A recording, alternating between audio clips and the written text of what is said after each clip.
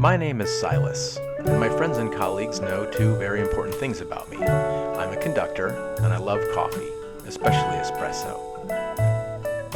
No matter where I travel in the world, the first thing I try to do is find the best coffee shop and learn about the local coffee drinking habits. If I can, I try to meet up with old friends or make new ones in a coffee shop, of course, so we can talk about life, art, music, or whatever's on our minds. I found that there's no better way to get to know a conductor a little better than by having coffee with the Maestro. Today I'm having coffee with Scott Seaton. He's the music director of the North State Symphony in Northern California and principal conductor of the Viridian Symphony Orchestra. I met Scott in Nashville about 2 years ago, and I don't know him very well, but I know that he's a saxophonist and a runner, and he's ridden a bicycle all the way across the United States. And he's also the conductor in that famous Firebird video that we've all seen online. You know, the one where the lady screams in the audience. Here it is.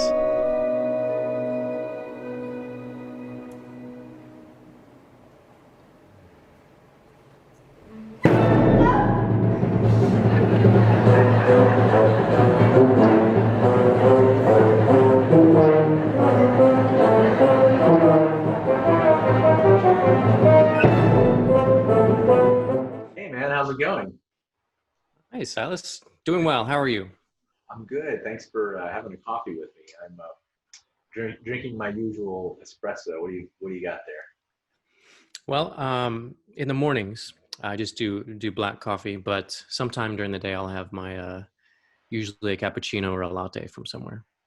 Gotta keep it going. You're killing me because I had to wait until 1 p.m. my time to have this espresso.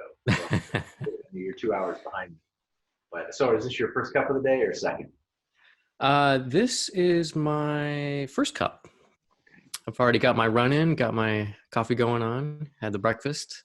Good. Yeah, I know you're an avid, like you run and do cycling. Do you also do triathlon? No, I am a terrible swimmer. Okay. So, ironically, when I was young, I lived on a lake, and from what I remember, swam quite a bit.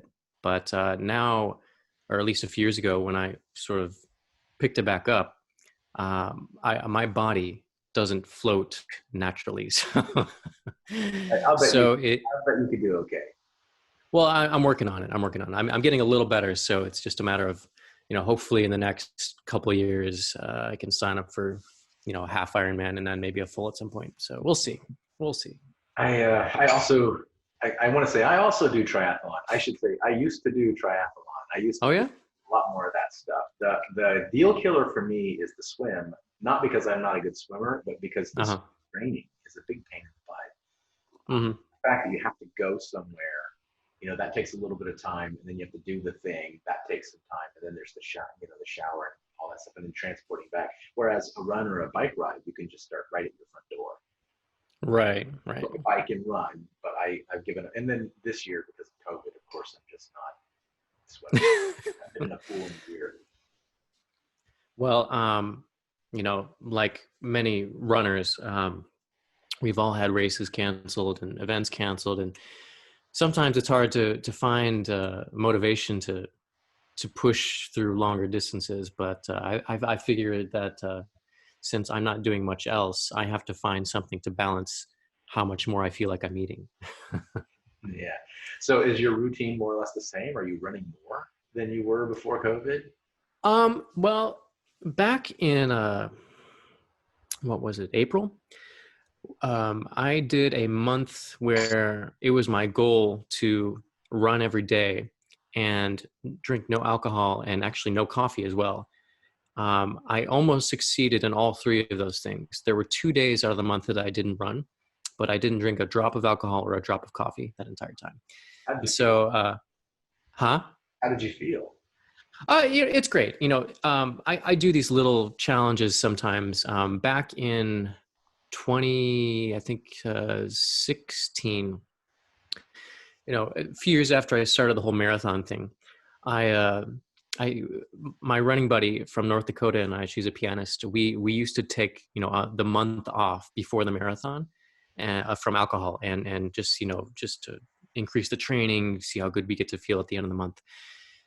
When I really got into marathoning, and started to acquire goals, that's when, okay, I'm gonna qualify and run the Boston Marathon. Like, okay, so I ran another marathon, didn't qualify. Ran another marathon, didn't qualify. I'm like, okay, gotta amp up the motivation somehow. So what I did was like, okay, I'm not gonna drink another drop of alcohol until I qualify for the Boston Marathon, and that took 1 year, 4 months, and 4 days from that point.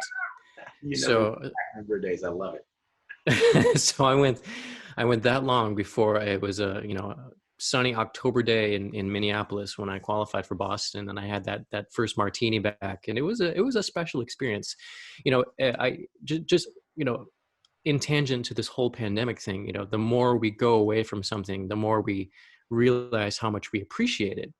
And so obviously with us making music and all of that, it's at the very least a time to reflect on how lucky we are that we get to do that. Yeah. Or at least we will get to do that again at some point. Well, and some people are able to do stuff now that other people can't. So. Okay, let me rephrase that. We as Americans won't be able to do that in the near future. Yeah, looks like it's going to be a minute. You're in Northern California right now, right? Right. Yeah, Is it cool? I divide my time between Chico and Monterey. So right now I'm in Monterey, and it's always 60 something degrees out. Oh man, now that's great running weather.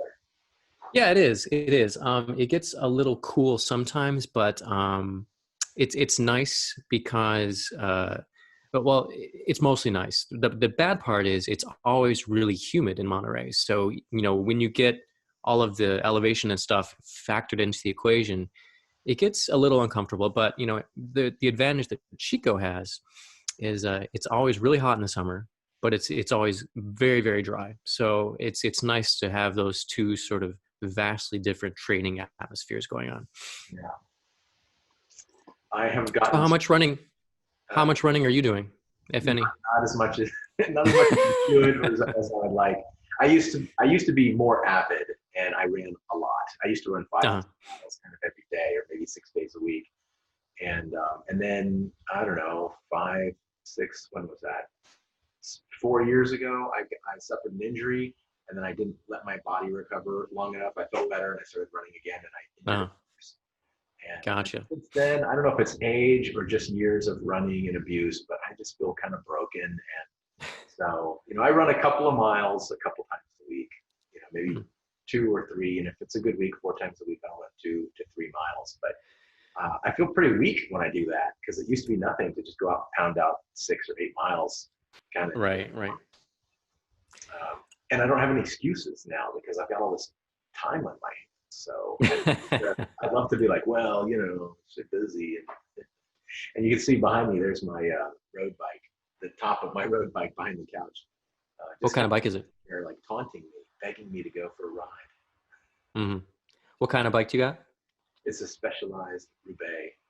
Nice. And I love it. I love it. And when I am not here at home, I'm in Lawrence, Kansas right now, but when I'm not here at home, I miss it so bad. And I say, when I get back to Kansas, I'm going to ride that bike every day. And I get here a couple times a week again. Yeah. So you're in Kansas right now? I am, yeah. And I don't know if I haven't talked in a while, so I don't know if you knew, but I just got a tenure track position at a university in Topeka, Kansas. So my wife, right, Lawrence, which is like the next city over, 40-minute drive for a commute. Yeah, I saw that. Congratulations. And so that's supposed to start this fall, correct? It's supposed to, yeah. Well, the position's starting regardless of whether or not the orchestras get going again. But right now, the plan keeps changing for every organization. But right now, our plan is to do some academic classes online, or maybe all academic classes online. And classes that must be face-to-face are going to happen face-to-face with some social distancing. Right.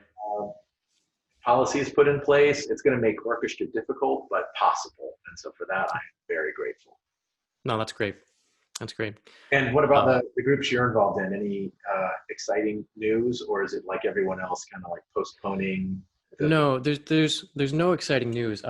and the past few months have been creating plan after plan after plan after plan, and it's just so exhausting, mostly emotionally exhausting, because as a conductor we put all of our energy into creating these great seasons and making sure that we sort of have a little bit for everyone, and then some either red tape thing or pandemic thing comes along and it shreds that, and you got to start over and you got to adjust, and it's this giant game of chess, and checkmate is nowhere in sight. So it's kind of frustrating. Right now the plan is, I think generally speaking for the groups I work with, to mostly do aim for live performances in the spring, with the hope that sometime in the fall maybe we can do either a very small audience or an outdoor performance with greatly enhanced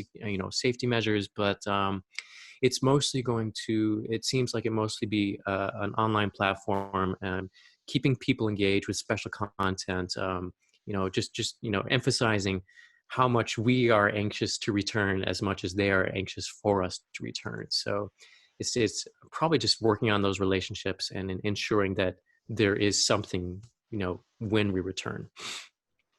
I'm pretty optimistic about what things are going to look like when they get back to normal. I wish there was like a day, like you could just flip the switch and then boom, back to normal, and then we see what Right. happens. But I think it's going to be slowly ramping up to back to normal, and that could take a year or 18 months or longer. It's crazy, yeah. And the funny thing is, we've seen, I'm sure you've seen it too, we've seen orchestras all over the country, some pushing out these seasons like nothing's changing, some canceling seasons altogether, some starting in the spring.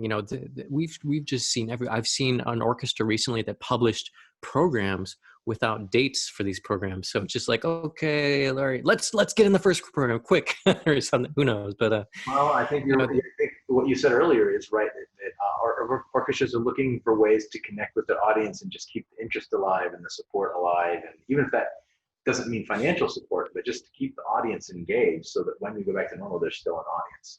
Like I said, I'm an optimist. I don't think the audience is going away. I think they're going to be starving for live entertainment, and when things open up again, it's going to be like gangbusters for a season. We can hope. I do think it's, for me, it's a little bizarre to see orchestras publishing programs like Mahler 2 in September, October. I mean, that seems, and this was recent. Like, how do you think that's going to happen on this continent?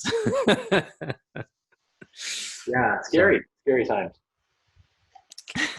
But going back to what we were saying a little before, we're talking about running.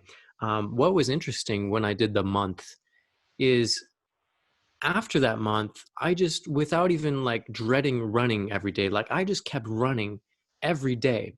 And where I'm getting at is, all these things that we're doing now, where we're putting all this effort and this energy into creating these new things. What's good about that is, the work is getting done now. And when we go back to whatever this normalcy is, all of these things are just going to spill over like it's always been there. And I think that's fantastic. So we're going to have already this built-in innovation to our, pre-existing sort of structures. And that's going to be exciting to see how all of that starts to pan out over the next 2 or 3 years. Yeah, hopefully. Hopefully. I don't know what else to say, but I mean, the world, America and the world and the orchestral world has overcome worse things than this in the last, maybe not the last 100 years, but yeah, we overcame the pandemic of 1918 and World War II and plenty of other terrible moments in history. So we'll come back. For some people who are in a really bad place right now, it just looks like it's never going to end, and they don't know how they're going to make it. And for those people, I feel really heartfelt compassion, because I don't know. I'm fortunate that my bills are paid, at least, and a lot of work has gone away. So there's that, but I'm not desperate. And I know people who are, and it breaks. Yep. It's going to be a rough few months. I mean, look at the news. I mean, our current situation aside, you see things like the reemergence of Ebola, you see a potential another H1N1 type, future pandemic. I mean, it's just 2020 has been one sort of what is it, burning bag of poo after another. So hopefully we find, and the funny thing is with all of this going on, I don't think we're really going to have a solid plan for the future unless we have more of a unified response as a country. And that's because, having one state close down and then another just go on it like business as normal is like, and I've seen this in a meme somewhere, like peeing in one part of the pool and not expecting it to affect the other part of the pool. The peeing section. This is the night. I went out of this pool.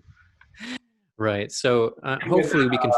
I think you and I are probably a little too young to remember it, but it was in our lifetimes, I think, or at least in mine, when I was a little kid on airlines, there was a smoking section on planes. It's like that. That's exactly right. I mean, that's fortunately with that, people wised up over the however many decades that took, especially as the risks of smoking became more apparent and pushed. But people just don't see the parallels between simple things like that and what's going on now, especially as there's so little known about it, but so much more is known about it every single day. Even the news, I guess it was yesterday, it was like, oh, well, it's actually much more airborne than we think it is. Like, oh, great. I think it's human nature to want answers. And it's also human nature to deal with, we all have problems all the time in life that we have to overcome. And that's life. There's a series of problems to get over. But this is a tough one because like you said, nobody knows the answer. And so if, for example, the news says, hey, everybody, there's a pandemic on, there's this virus that's going around. People are like, well, how is it spread exactly? I need to know all the rules and exactly what to do. And people don't know because it's new. And I have seen some, on social media, it's so dangerous these days to get on social media. It's dark on social media. But people are saying like, well, one day they say wear masks and one day they say don't. Like this disease is like 5 months old, people. It takes a minute to learn all the things. So just be patient. Exactly. And I take, maybe a little extra precaution because why not? What does it hurt? And I'll be the first one to say that, who likes wearing a mask? I hate wearing a mask. Being a runner, being someone who emphasizes fresh air and breathing, it's incredibly hindering, but I wear it because there are worse things on the other side of that. And I think it's just, we have to remind ourselves what it could be, not, oh, my little discomfort in this moment is not good. Well, it could be a lot worse than that. So it's I think we have to, as a people, gather so much more perspective than we currently have. Yeah, well, for sure. What are you doing to stay musical right now?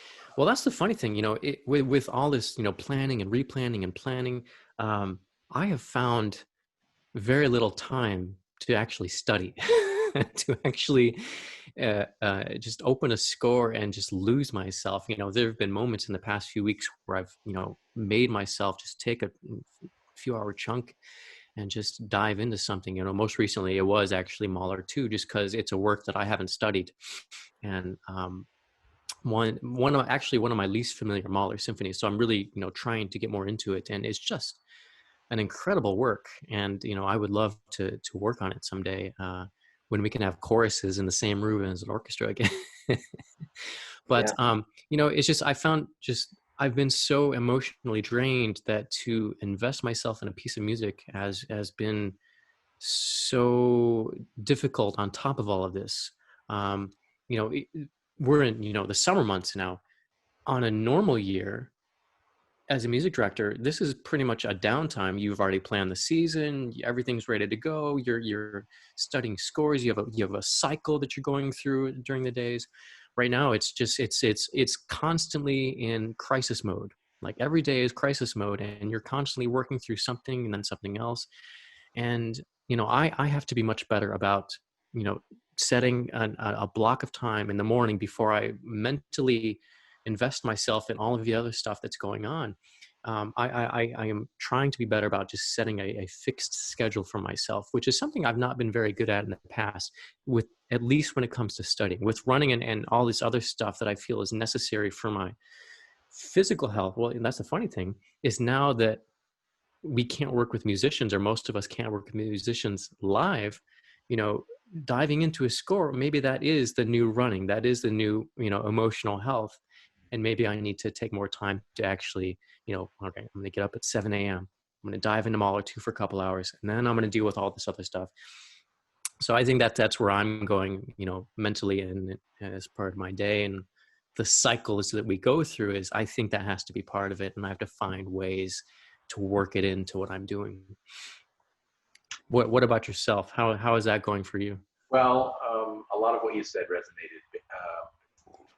Making a schedule is hard because we don't have those big plops of time that are obligated. Like at 1 o'clock, I've got a meeting or a class or a rehearsal or whatever. And so in the past, pre-COVID days, I had these blocks in my schedule that were like non-negotiable appointments, obligations. Yep. And I could work my study and exercise and sleep and eating and everything else around those blocks. Well, all those blocks are gone now, with the exception of Zoom meetings. There are more Zoom meetings than there should be, but there's a lot of Zoom meetings going on.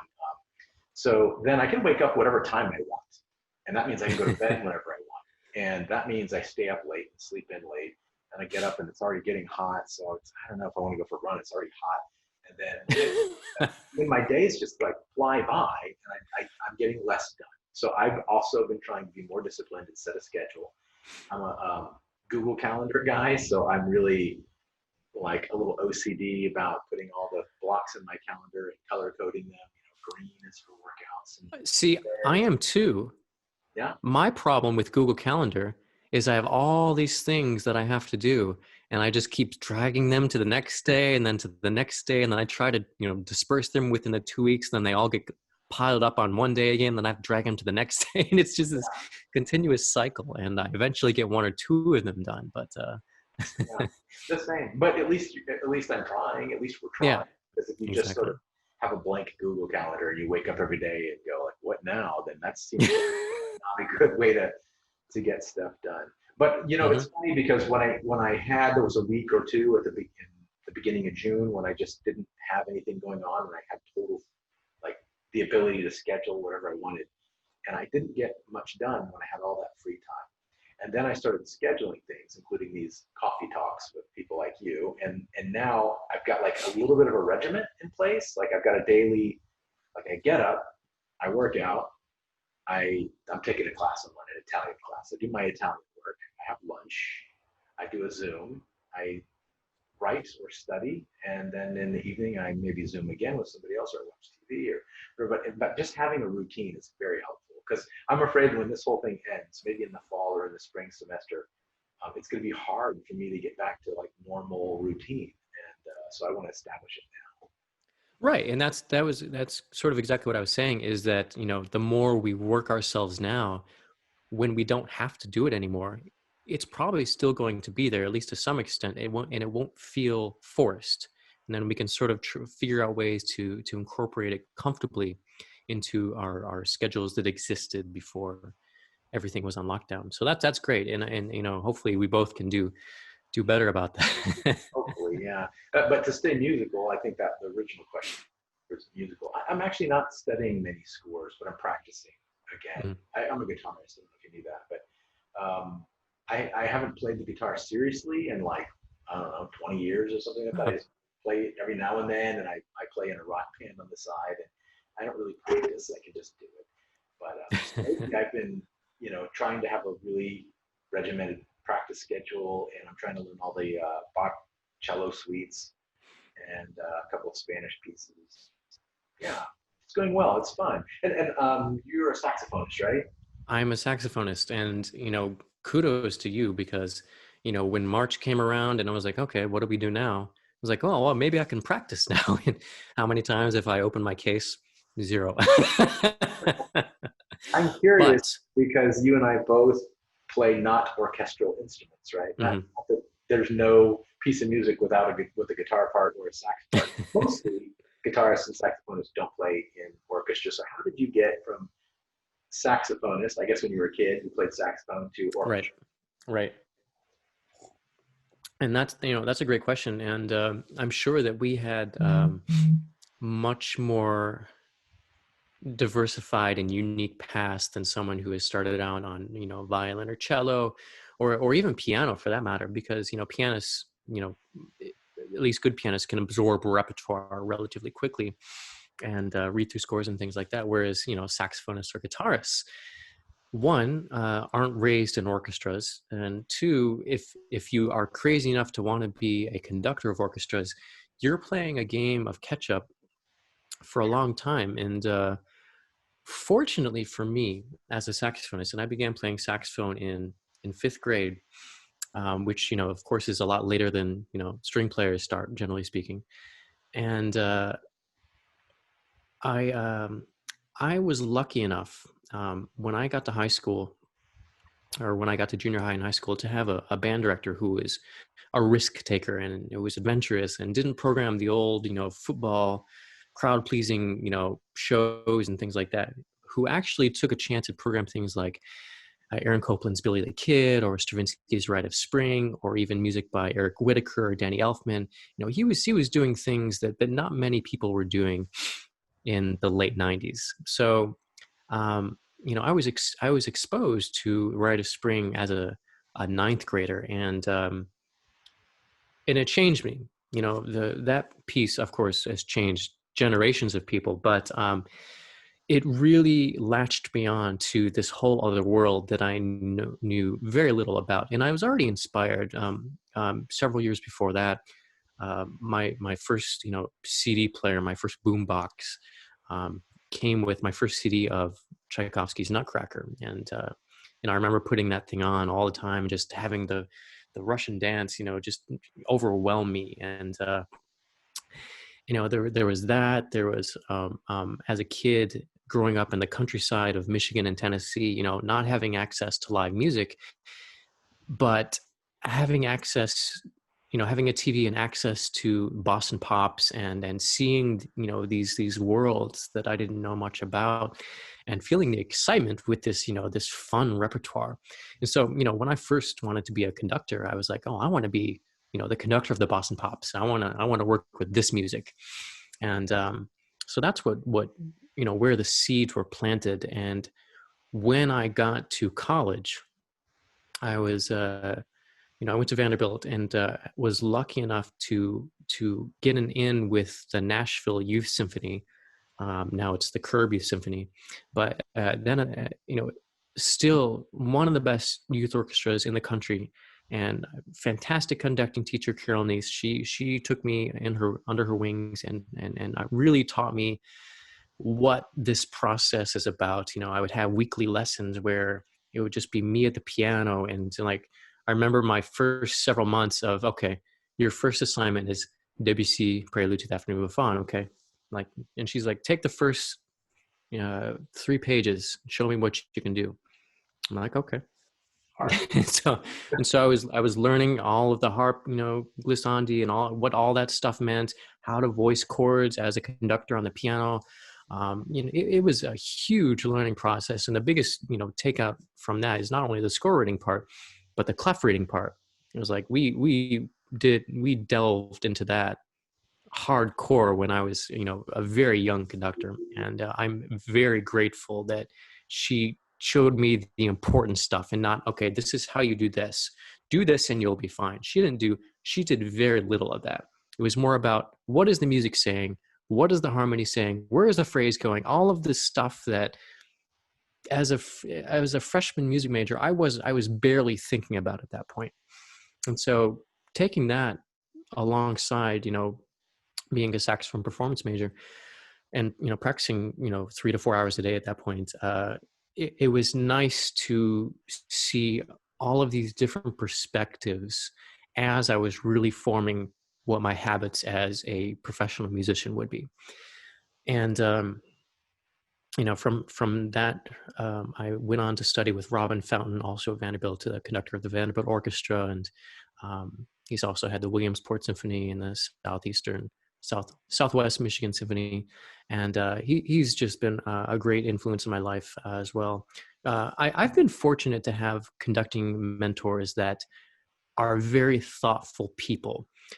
Robin Fountain, just very, very much about what the music says. The difference of for example, the difference of a Sforzati in Schubert versus Beethoven. All the micro details that, I would never have thought were important at that point in my life, and then my groundwork was set for what I hope is a structure of learning, is a structure of curiosity. And then I went on to do my master's in NHC, and then my next great teacher in Montreal, Jean-Francois Rivet, who fantastic violinist who used to be in the Montreal Symphony as a violinist, and then decided to take up conducting. And so he, one of these wonderful perspectives. What I talked about most with Jean-Francois when I was doing my doctorate was the music of Sibelius, and my dissertation was on the Fifth Symphony, and just having these in-depth conversations about textural things, or what this chord means, and this it's just the little things that, in the greater perspective, influence how your pinky moves when you conduct the orchestra, or how your eyebrow, all of these things that once they're ingrained in your being, become so much of an unconscious competence, something that you just don't have to think about anymore, that influence your technique in ways that you would have never thought. Okay, if you just practiced, okay, Tchaikovsky 4 is like this, and then you cue the woodwinds and the flutes and the clarinets. So just so much more about the meaning behind the music, and I'm eternally grateful for that. And of course, and then I was able to study with Michael Morgan with the Oakland Symphony, and he's been a fantastic mentor.